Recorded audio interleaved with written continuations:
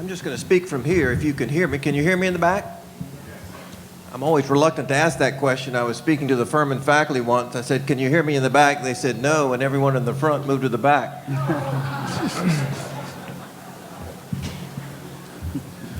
Of course, the ostensible reason we've been here for 36 hours is to celebrate 25 years of remarkable achievements and collaboration, and take justified pride in the success of the League, not only its success in the Lowcountry, but its prominence as a model for regional environmental organizations around the nation and around the world. Indeed, just a few minutes ago, I met a young woman named Alice who's here from Georgia because they're going to start an organization on the coast of Georgia modeled after the Conservation League, and I think that's a great testimonial to success, imitation. Organizations like the League deserve all the praise they can receive, justifiable praise. But our priority as we leave here should be the future rather than the past.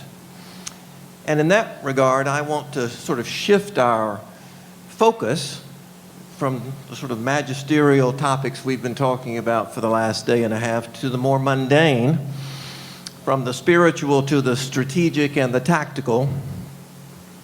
And I need to warn you that I have the benefit of ignorance about the Conservation League, and that I'm an outlander. For the last 20 years, I've lived either in the upstate of South Carolina, and more recently now live atop a mountain in western North Carolina, having moved there so that I could build a solar-powered house. North Carolina has incentives for that purpose. So I have never interacted with Dana or the organization on a daily basis, or much less as a board member, as many of you are, current and former board members. So many of these questions may already have been answered, but I think they're worth posing, even if they have been addressed at one time or another. And the first would be, is the Conservation League itself a sustainable organization? I've been involved with lots of nonprofits, and many of them similarly had heroic founders. What's the League going to look like after Dana? And has the League even begun to think about that? It does need to be thought about. Not only in terms of the sustainability of the leadership, but I have no idea about the recent trend in the annual funding of the League. Is the trend line rising and rising and we don't even need to worry about that? Or do we need to look again at the essential components of our financial sustainability? Related to that, what are the weaknesses of the League? We delight in the successes. They're evident around us every day. The newspaper every day has some story related to the League's intervention in one way or another. But what are the weaknesses? How can we address them? What criteria does the League use in assigning its resources, its staff time, its financial resources? How do you calibrate what's more important than something else? To what extent has the League, like every other environmental organization, by default become a reactive organization, dealing with the latest challenge or crisis, rather than having a long-term strategy that is not subject to the frequent distractions of unexpected developments or crises? Advocacy organizations, regrettably, within a few years, fall victim to being stereotyped. And certainly every environmental organization falls victim to that. And you've seen it reinforced by the discourse in this room the last 36 hours about the supposed democratic presumption about the supporters of the Conservation League. For environmental organizations or any nonprofit organization to succeed within a defined community, they need to be perennially concerned about what is the community's perception of them, what is the narrative about them in the community. For instance, most people, if asked, would probably say the Conservation League is an advocacy organization. Is it also a service organization? What I mean by that is that for any organization like the League to flourish over time requires it to have integrity, authenticity, and success. The credibility of those virtues depend upon how the major players in a community view the organization, whether it be political leaders or corporate leaders or individuals of means who are necessary for funding such an organization. What you don't want to happen is to become pigeonholed by those constituents in your community as, say, an advocacy organization. One way to avoid being pigeonholed is to do more than advocate. For example,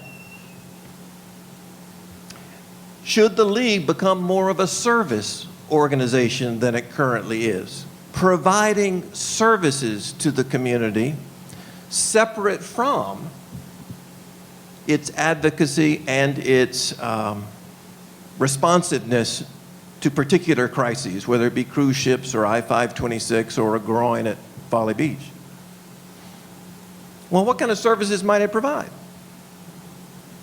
Well, one of the benefits as we look forward to the next 25 years is that in the last 25 years, and especially in the last 10 years, virtually every corporation in the United States now has an official commitment to sustainability.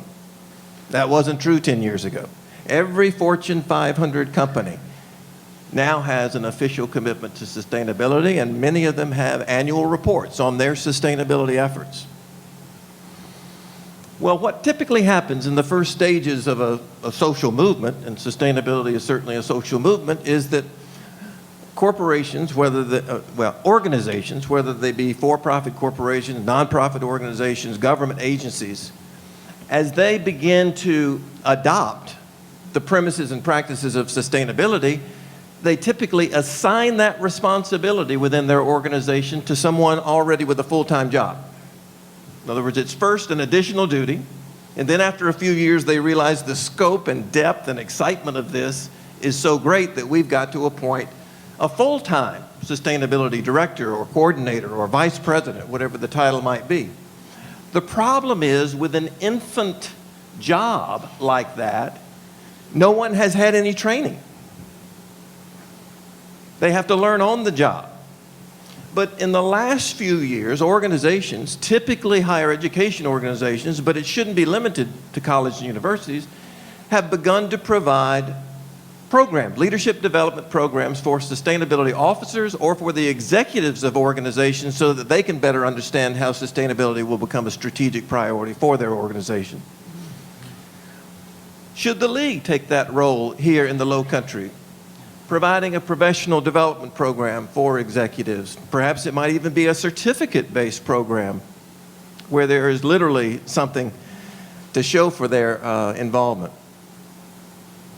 Likewise, now it may be, and as I said, I don't know, it may be that the Conservation League is flush with cash and it doesn't need to think about new ways to generate annual revenue to support the enterprise. But if it should,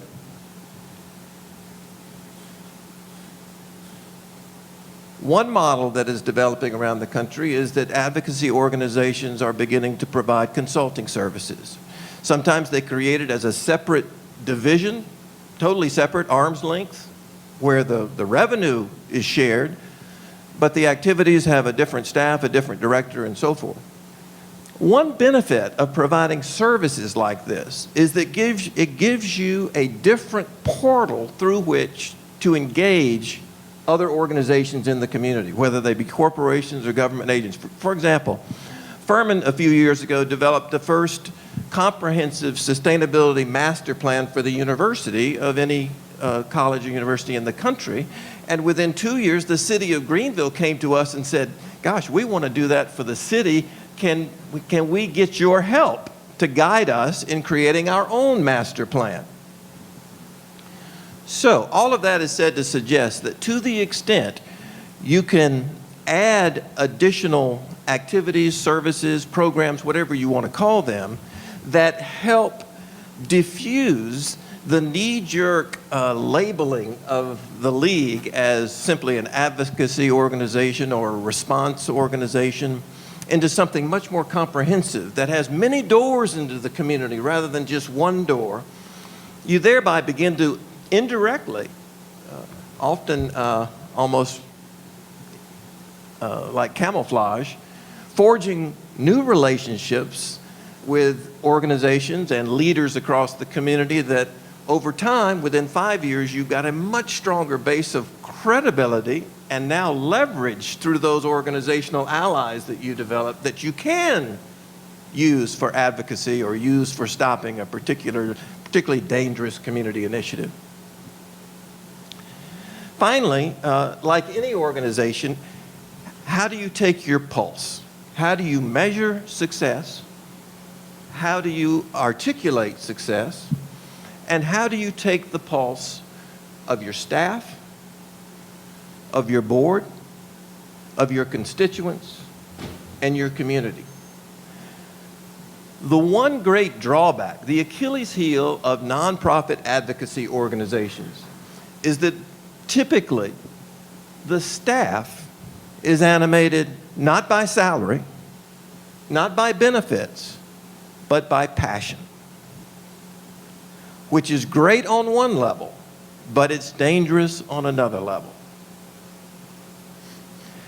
Passionate people burn out, and they burn out because they dedicate too much of themselves, their energy, their ideals, their esteem in the organization's success.